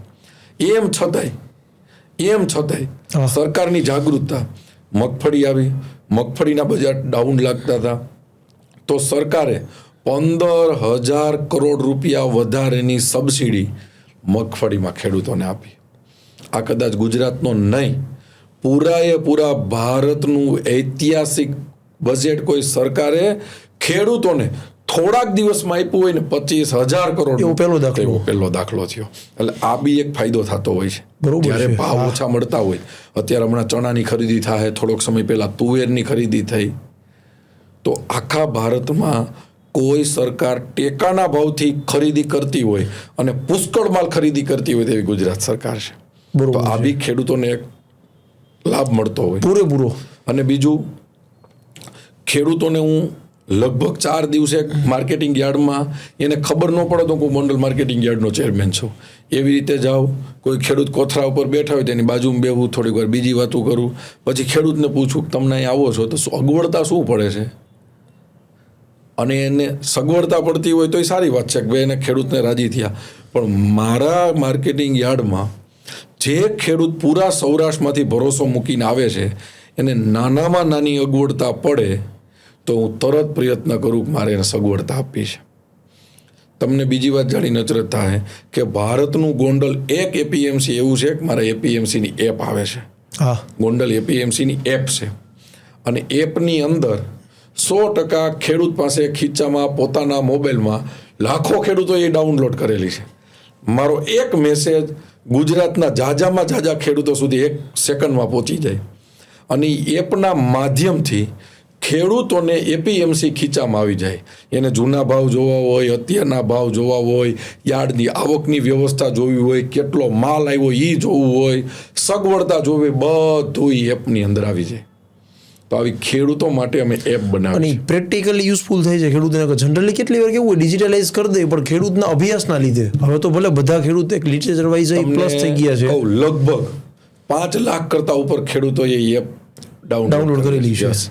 અને એપ ખેડૂત અત્યારે મને, હું સૌરાષ્ટ્રના ગમે ગામમાં જાઉં ને, ખેડૂત મને ઓળખે છે ને મૂળમાં મારી એપ છે. એપ ખોલે એટલે એપીએમસીનો લોગોનો મારો ફોટો આવે એટલે તરત જોવા કલ્પેશભાઈ અમે તમને રૂબરૂ પહેલી વાર જોયા, તમને એપમાં તમે રોજ જોઈ છે. અને એ અમારા માટે, અમારો ખેડૂત આમ કહે ને, અમારા માટે ગૌરવની વાત છે. આ એપવાળી વાત નીકળી ને, તમને એક બીજી વાત કરું. આ એપ મેં બનાવી છે ને મારા ગોંડલના ખેડૂત માટે બનાવી છે. ગોંડલના એટલે કે ગોંડલ માર્કેટિંગ યાર્ડે જે ખેડૂતો જોડાયેલા છે ને એના માટે અમે બનાવી છે. અમારા મિત્ર છે હિરેનભાઈ ગેલાણી, એને અમે બે સાથે મળી હમણાં એક બીજી એપ બનાવી છે. એનું હમણાં આમ લોન્ચિંગ થઈ ગયું છે, ઘણા ખેડૂતો અમારે જોડાઈ ગયા છે, પણ એનું રાજ્ય સરકાર અને ટીવીમાં બધે અને એક અમે લોન્ચ કરવાના છે. એ એપ કદાચ ભારતની સારામાં સારી એપ છે ખેડૂતો માટેની. એની અંદર અમે એવી વ્યવસ્થા આપી છે કે ખેડૂત પાસે કોઈ વસ્તુ છે, જૂનું ટ્રેક્ટર છે, માનો કે એને વેચવું છે, તો એની અંદર ઓપ્શન છે ફોટો પાડીને મૂકી દઈએ એટલે લાખો ખેડૂતો જોવે કે આ ટ્રેક્ટર વેચાવા આવ્યું છે. એની પાસે સફેદ ચણા છે, આટલો ભાવ, એમાં ફોટો પાડીને મૂકી દઈએ. હમણાં અમે આઈડિયો એમાં અંદર જોયું હતું તો 18,000 કરતાં વધારે ખેડૂતો એમાં સેલ કર્યું હતું પોતાની વસ્તુ. વાહ! એની અંદર અમે એવી બી વસ્તુ મૂકી છે કે અત્યારે ખેડૂતના ખેતરમાં વરસાદ આવવાનો છે કે નહીં, ઘણી વાર વરસાદ આવવાનો હોય એમને ઢાંકવાની આંતર વ્યવસ્થા કરે, તો એપને વેધર આયર જોડેલી છે. તો વેધર આયર એપ જોડેલી છે તો એ ખેડૂતને આ લોકેશન ઓન કરી અને જોવે તો એના ખેતરમાં વરસાદ આવશે કે નહીં એપમાંથી એને ખબર પડી જશે. બરોબર છે. આગલા 2-3 દિવસનું પ્લાનિંગ કરી શકે. એ ખેડૂતે, માનો કે અત્યારે ખેડૂત એક જ એવો છે કે આપણે કોઈ ડૉક્ટર પાસે જાય તો ડૉક્ટર રૂબરૂ આપણને તપાસે અને આપણે કહે કે આટલી તમે દવા લઈજો. ખેડૂતનું એવી પરિસ્થિતિ છે કે એનો પાક એના ખેતરમાં ઊભો છે, એને કાંઈ જીવાત આવી દવા છાંટવી છે તો એ દવાની દુકાનવાળો સિટીમાં બેઠો છે, એની પાસે જઈને પૂછે કે આ વખતે કયો રાઉન્ડ મારશો, એટલે મને મજા આવે ડબલા દઈને એમ કે આટલો છાંટી દો તમને ફાયદો થાય. એમાં જરૂર હોય ન હોય ખેડૂત બધું છાંટી દે. તો આ એપની અંદર એક અમે એવી વ્યવસ્થા કરી છે કે એનું પાંદ છે એની અંદર રોગ આવ્યો છે, એનો ફોટો પાડી અને એમાં લોડ કરે એટલે કયો રોગ છે, એમાં કઈ દવા છાંટવી જોઈએ, કેટલી માત્રામાં છાંટવી જોઈએ, બધું એમાં વિગત આવી જાય. વાહ! એટલે ખેડૂતને સીધો જ ફાયદો થયો, સીધું એનાલિસિસ જ થઈ જાય એપ થ્રુ. ખેડૂતને મળતી તમામ સબસિડીની માહિતી, એની લિંક એ બધી જ એપની અંદર આપી છે. વાહ! એ એપની અંદર ખેડૂત પોતે જે ઉત્પાદન કરે છે એને સેલ કરવું છે એ બી વધારાની વ્યવસ્થા આપી છે. અત્યાર સુધીમાં એ એપની અંદર અમે એટલા બધા ફીચર આપ્યા છે કે ખેડૂતને જે વિચાર આવે, ખેડૂત પાસે હિસાબ નથી કે 5 વીઘા મારે ઘઉં વાવવા છે, તેમાં કેટલું બિયારણ જોયું, કેટલું મજૂરી, એવી કાંઈ નથી. એની અંદર એક હિસાબ પોથી આપી છે કે ખેડૂત પહેલાં લખે 5 વીઘા લખ્યા, આટલા રૂપિયાની દવા નાખી, આટલા રૂપિયાનું ખાતર નાખ્યું, આટલા મજૂર દીધા, અને ટોટલ કરે એટલે ખેડૂતને આવી જાય તમારા ખેતરમાં જે ઘઉં તૈયાર થયા છે આટલા મણ થયા એ નાખી દે એટલે આવે તમારું ઉત્પાદન 320 રૂપિયામાં તમને ખેતર ઘરમાં પડ્યું છે, હવે તમારે કેટલો નફો રાખીને વેચવું એ તમે નક્કી કરી લો. આવી હિસાબ પોથી પણ આપી છે. અને આખા ગુજરાતના સાધનો, ખેતીના સાધનો, એની કંપની એની જોડેલી છે. બરોબર છે. એને કઈ કંપનીનો માલ કયા ભાવથી મળી એપમાં મળશે. આખા ગુજરાતના એગ્રો એની અંદર જોડાયેલા છે. આખા ગુજરાતની બિયારણ કંપની એની યાર જોડાયેલી છે. અને પાછું એને જે લોકેશનમાં ખેડૂત ઊભો છે ત્યાં લોકેશન ચાલુ કરે, આજુબાજુની કંપની જેને શો કરે. બરોબર. આવી બધી વ્યવસ્થા સાથે ટૂંકમાં ઓલ ઇન વન, એક ખેડૂત તરીકે એની લાઈફમાં એ થી લઈને ઝેડ સુધીમાં જેટલી વસ્તુ એને મારા આટલા વર્ષનો ખેડૂતની પડતી મુશ્કેલીનો અનુભવ છે ને અમે નિચોડેમાં આપ્યો છે. અને લગભગ ગુજરાતના મોસ્ટ ઓફ ખેડૂતો એની હારે જોડાય અને અત્યાર સુધીની સૌથી મોટી એપ એમાં ડાઉનલોડ થશે. વાહ, આવી ખેડૂતો માટે જોરદાર. અમારી આખી ટીમની શુભેચ્છા છે કે એનો ઓફિશિયલ લોન થઈને મેક્સિમમ લોકો એનો ફાયદો ઉપાડે. એક સરસ અલ્પેશભાઈ જોઈએ ને કે આટલું બધું તમારા પ્રયત્નો, દરરોજનું એટલું ડેલી શિડ્યુલ હોય, રૂટીન હોય, અને ખાલી એક ચેરમેન તરીકેની જવાબદારી નથી, એક બીજેપીના રાજકોટ ડિસ્ટ્રિક્ટના ડિસ્ટ્રિક્ટ ચીફ તરીકેની અને સામાજિક અગ્રણી તરીકેની બધી જવાબદારી તમારે ભેગી હોય, પ્લસ તમારું જે બિઝનેસ હોય કે જેથી પર્સનલ કામ હોય, તો આખી આ બેલેન્સમાં એક સહજ એવો પ્રશ્ન થાય કે ભાઈ ઘરેથી કોઈ દિવસ એવો ઠપકો કે કઈ રીતે બેલેન્સ થાય. કારણ કે એક નાનકડા બિઝનેસમેનના એવો પ્રશ્ન છે કે ભાઈ વર્ક લાઈફ બેલેન્સ થતું નથી. જો બિઝનેસમાં વધારે ટાઈમ દઈ દઈએ તો ઘરેથી ઠપકો આવે. તો તમારે તો બધી જવાબદારી ભેગી નિભાવવાની છે. તો એનો કોઈ થંબ રૂલ હોય તો અમારા વ્યુઅરને કહો. હું ભાગ્યશાળી છું કે મારા પત્ની, મારા બાળકો, મારા માતા પિતા હજુ કરપ્શન નથી કરતો ને એના મૂડમાં મારો પરિવાર છે. એ જ મને એવું પ્રેશર કરે કે 15 તોલાનો હાર જોહે તો મારે કરપ્શન કરવું જ પડે. બરોબર છે. હું કરપ્શન નથી કરતો ને એમાં એ હેપી છે. રહી વાત આવી ઘરની, તો ઘરનો સપોર્ટ વગર કોઈ દી સક્સેસ થવાય નહીં. અને ક્યારેક ક્યારેક એ ગરમ થઈ જાય તો હું ઠરી જાઉં છું. ક્યારેક ધીરે ગરમ થઈ જાય તો હું કંઈ બોલું નહીં, કારણ કે આપણે એટલી બધી ઘરમાં સમય ન આપતા હોય. પણ એ સ્પેસિફિક પોઈન્ટમાં એ સાચા હોય તો આપણે હા, પણ મારો પરિવાર, હું ભાગ્યશાળી છું. મારી દીકરી, મારો દીકરો, મારા પત્ની, મારા મમ્મી પપ્પા, એનો મને ફૂલ સપોર્ટ છે. અને સપોર્ટને હિસાબે જ હું આ કરી શકું છું. કારણ કે બધા જ લોકો પોતાના પરિવારને ન્યાય આપતા હોય, સમય આપતા હોય, ફરવા લઈ જઈ શકતા હોય. મારા પરિવાર મારી પાસેથી એવી અપેક્ષા નથી રાખ્યો. કારણ કે અત્યારે માનો કે ઇલેક્શનનો સમય છે તો મારો ફોન બી ન આપણે મીટિંગ ચાલુ હોય તો બી રોડવી લે છે. અને મારી ખોટી ક્યાંય લઈ જવામાં, સાથે આવવામાં, આજ મારો દીકરો પંચગીનીથી અહીંયા આવ્યો છે તો 15 દિવસ થયા, એને બી ઈચ્છા હોય ક્યાંક ફરવા જવું છે, પણ પરિસ્થિતિ જોઈને કે પપ્પા ફરવા તો જવું છે પણ રહેવા દો, તમે તમારું ઇલેક્શનનું કામ કરો. એને હિસાબે આજ હું સક્સેસ બાજુ આગળ આવેલો છું. એમાં મારા પરિવારનું 100% બલિદાન છે. અને પરિવારનું બલિદાન ન હોય તો તમે સક્સેસ થઈ શકો નહીં. અને કામ કરવામાં, એનર્જીથી કામ કરવામાં, આપણે એવું કહે ને કે ભાઈ દારૂનો, સિગરેટનો, માવાનો બધા નશો કરે, તો નશા ખાલી એના જ નથી હોતા, નીતિમત્તાથી કામ કરવાનો એક નશો હોય છે. અને રાષ્ટ્ર માટે હું કંઈક કરું એ ભાવનાથી હું કામ કરું છું ને એનો મને નશો છે. અને નશામાં જે વ્યક્તિ હોય ને એને થાક ન લાગે. બરોબર છે. તો મને રાષ્ટ્ર ભાવનાનો નશો છે કે હું મારા દેશ માટે શું કરી શકું. એમાં હું નાનો હતો ત્યારે ભારતીય જનતા પાર્ટીના આગેવાનો નીકળ્યા હતા કે મંદિર વહીં બનાએ કે જહાં રામ કા જન્મ હુઆ થા. અને કેટલી એવી દેશની મુશ્કેલીઓ હતી કે જે ક્યારેય ખતમ થાય એમ નહોતી. અને દેશના વડાપ્રધાન નરેન્દ્રભાઈ મોદી બન્યા તો આપને ગૌરવ થાય કે 550 વર્ષથી આ મારો ને તમારો ઈષ્ટ રામ ઝૂંપડામાં હતો, એને મંદિરમાં બેસાડ્યા ને એનું કદાચ હું નહીં, મારી 5 પેઢી કામ કરે ને તો એ ભારતીય જનતા પાર્ટીના ઋણમાંથી ન છૂટી જાય કે એને દેશ માટે આ કામ કર્યું છે. અને નરેન્દ્રભાઈ માટે મને ગૌરવ વધારે એના માટે છે કે આક્રાંતાઓએ દેશ ઉપર જ્યારે જ્યારે હુમલો કર્યો ને ત્યારે એણે આપણી સંસ્કૃતિ અને આપણી વિરાસતને તોડી હતી. અને વીરા નરેન્દ્રભાઈએ ખાલી દેશનો વિકાસ નથી કરતા, વિકાસની સાથે વિરાસતનો વિકાસ કરે. અને હિન્દુ તરીકે વિરાસતનો વિકાસ થાય છે એની મને ગમે છે. એટલે સમય ગમે તેમ કરી અને નરેન્દ્રભાઈ મજબૂત થાય ને એના માટે કામ કરું છું. માનો કે જ્યારે આક્રાંતાઓ નીકળ્યા ત્યારે એને જોયું હતું કે સોમનાથ મંદિર તોડીને નીકળ્યા ત્યારે એને જોયું કે અયોધ્યા તોડવાના હતા તો રામચંદ્ર ભગવાનના કુળદેવી મહાકાળીમાં હતા. અને રામ મંદિર તોડે એ પહેલાં એણે મહાકાળીમાનું મંદિર તોડી અને માથે દરગાહ કરી અને પછી અયોધ્યા તોડવા ગયા હતા. નરેન્દ્રભાઈએ એ જ રીતે પહેલાં રામ મંદિર નથી બનાવ્યું. પહેલાં એને મંદિર ઉપરથી દરગાહ લઈને ત્યાં મહાકાળી માના મંદિર ઉપર ધજા ફરકાવી. એટલે રામચંદ્ર ભગવાનના કુળદેવી મહાકાળી માની ઉપર ધજા ફરકાવી અને એનું મંદિર બનાવીને પછી રામ મંદિર બનાવ્યું. અને હિન્દુ તરીકે ગમે છે ને એટલે એના ભેગું કામ કરું છું. એબ્સોલ્યુટ સવાલ જ નહીં. અને દરેક હિન્દુને એનું ગર્વ હોવું જ જોઈએ. આપણે જો આપણી સંસ્કૃતિ અને આપણી વિરાસત જ ભૂલી જશી તો આગળ જતા કાંઈ નથી. આનો વૈભવ અહીંયા જ છે. અને અલ્પેશભાઈ, એક વાત બીજી પણ જાણવાનું મન થાય. દરેક વ્યક્તિને કેવું હોય, એક લાઈફમાં એક એવો ફેઝ આવતો હોય કે જે ફેઝમાં એ વ્યક્તિ ડાયઝોસ્ટ થઈ જાય, એવું લાગે છે કે બધું છૂટી ગયું, હવે અહીંથી હું ગ્રોથ નહીં કરી શકું. શું કામ કે એની યાર એ ઘટના જેવી બની હોય. ફાઇનાન્શિયલ ક્રાઇસિસ આવ્યા હોય જે દરેક માણસના જીવનમાં આવતા જ હોય. સામાજિક કોઈ એવી ઘટના બની ગઈ હોય.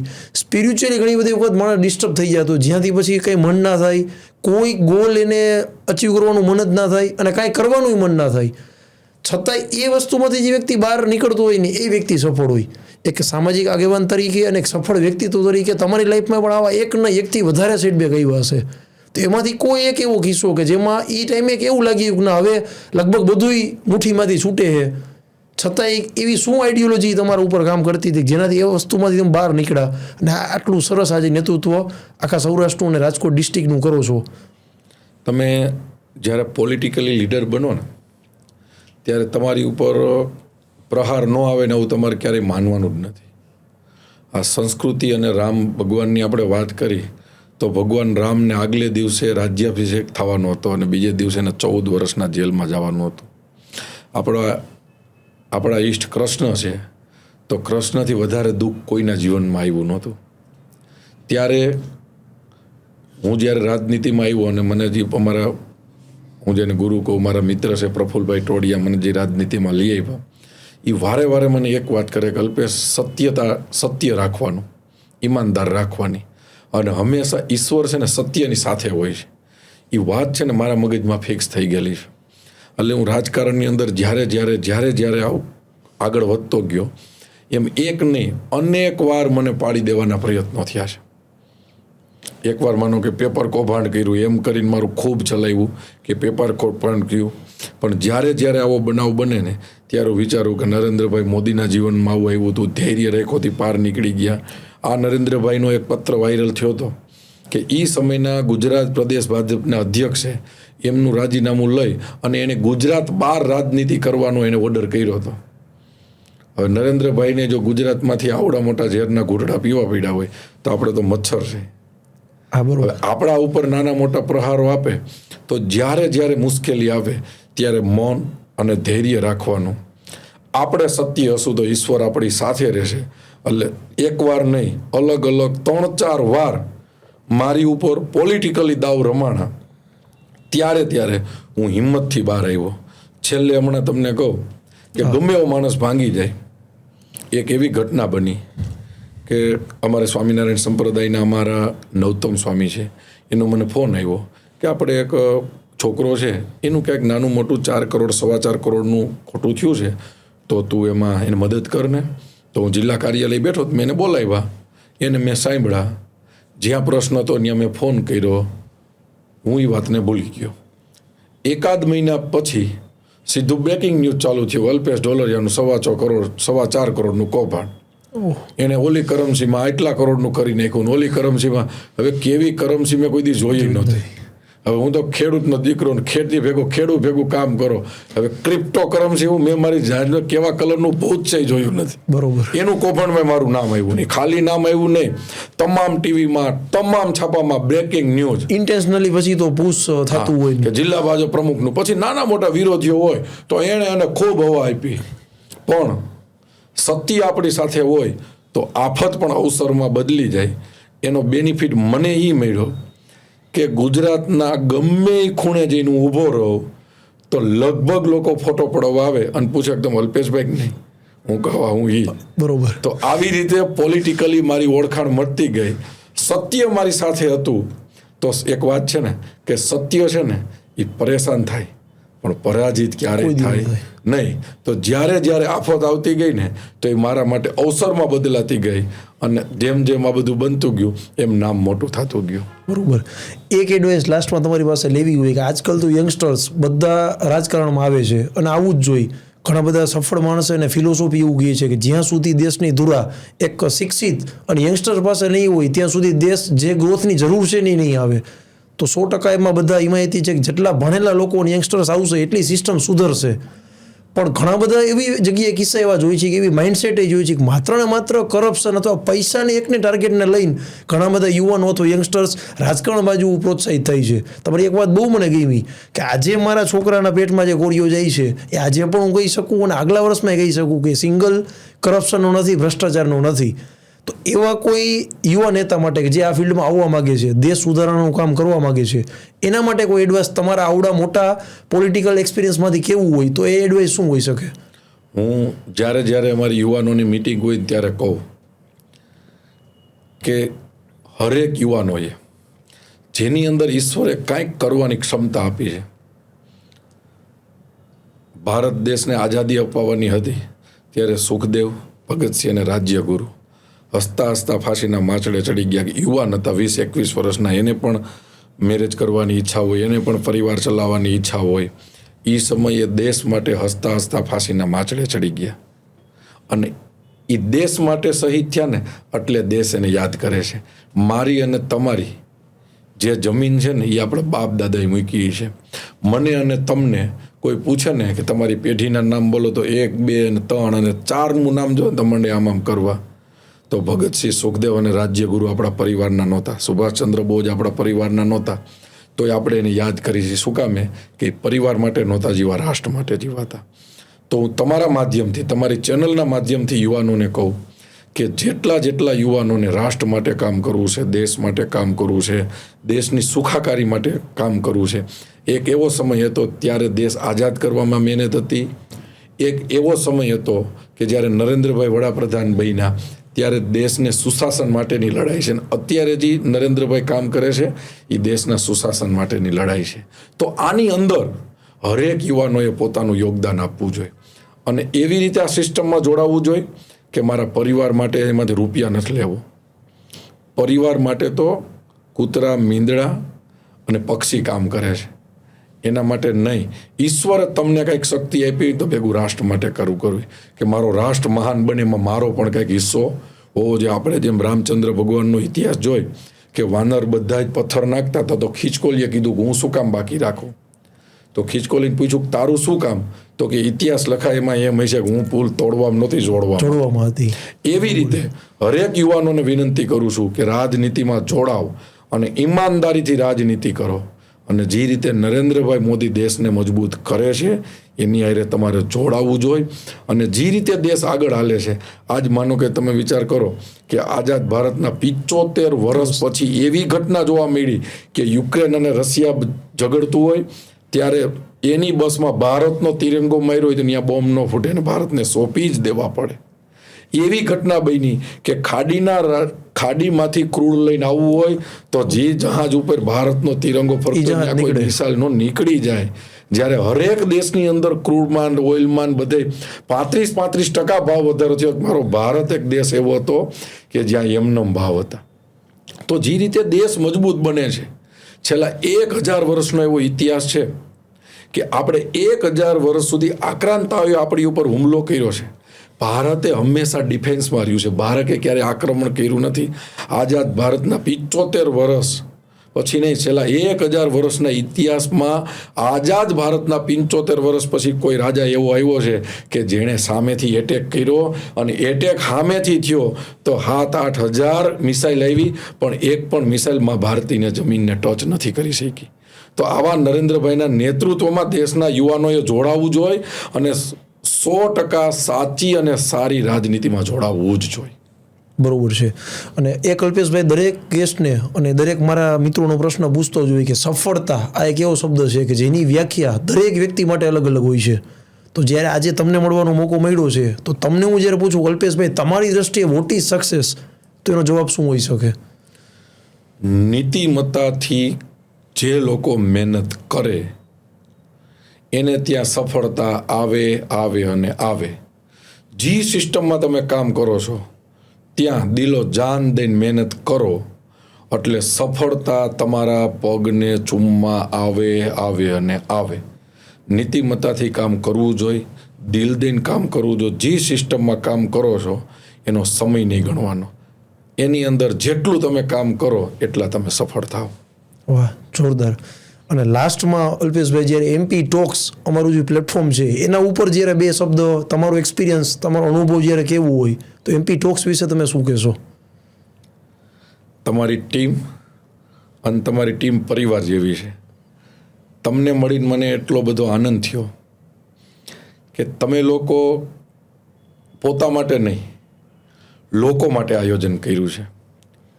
અને મેં મારા આટલા વર્ષમાં પોતા માટે નહીં ને લોકોને કાંઈક મળી રહે એના માટેની વ્યવસ્થા મેં તમારું એમપી ટોક્સ પહેલું જોયું છે. એટલે તમારી ટીમને ખૂબ ખૂબ અભિનંદન કે તમે લોકોને પ્રેરણા મળે એવા આયોજન તમારા ખર્ચે કરો છો. બાકી કોઈ પણ લોકો કાંઈ પણ કામ કરે ને એની પાછળનો મૂળ સ્વાર્થ એનો રૂપિયાનો હોય. હજી હું એવો કોઈ નથી ભવિષ્યવાણી કરી શકું, પણ મારા આટલા વર્ષના અનુભવ પ્રમાણે કહું છું કે આ રીતની ચેનલો જે કામ કરે છે એમાં તમે ગુજરાતના ટોપ ઉપર હશો એવી મારી ખાતરી છે. વાહ અલ્પેશભાઈ, જોરદાર. 100% તમારા શબ્દ અક્ષરશઃ સાબિત થાય એટલી અનટિલ મહેનત તમે કરશી. કારણ કે તમારા ઇન્ટરવ્યૂમાં એક વસ્તુ મેં જોયું, જે દિલથી ઉપાડીને તમને અંદરથી હતું કે ખેડૂત માટે મારે કંઈક જિંદગીમાં એવું કરી જવું એક જે ભૂતોના ભવિષ્યથી. તો બસ એ જ પ્રેરણા અને એ જ ઉત્સાહ લઈને અમે અને ગુજરાતના દરેક વ્યક્તિ સુધી આ માધ્યમને, આ વસ્તુને પહોંચાડી શકી. સરસ, તમે અલ્પેશભાઈ ટાઈમ આપ્યો. ફરી એક વખત એમપી ટોક્સ અને અમારા જેટલા વ્યુઅર છે, આઉટ ઓફ કન્ટ્રી પણ અમારા વ્યુઅર છે, બધા વતી હું તમને ફરી એકવાર થેન્ક યુ કહીશ. ભવિષ્યમાં મોકો રહેશો, હજી ફરી વખત મળવાનો મોકો તમને મળશે ત્યારે કંઈક બહુ અલગ ટોપિક ઉપર discuss Karshi. So thank you very much once again for your valuable time to our viewer in our studio. Thank you very much. Thank you. ફરી મળીએ આપણે નવા ઇન્ટરેસ્ટિંગ ગેસ્ટ સાથે અને નવી અવનવી વાતો સાથે. આઈ હોપ સો આ કન્વર્ઝેશન તમને બહુ જ સારું લાગ્યું હશે. આખા કન્વર્ઝેશનની માત્ર એક વાત પણ જો તમને ગમી હોય અને તમને એવું થાય કે એના દિલને ટચ કરશે અને ઘણા બધા લોકો આનાથી ઇન્સ્પાયર થશે, તો 100% બીજા વ્યક્તિ સુધી મોકલો અને બીજાને પણ ઇન્સ્પાયર કરવાનું પુણ્ય અને કામ તમે કરો. ફરી મળીએ નવા એપિસોડમાં. જય હિન્દ.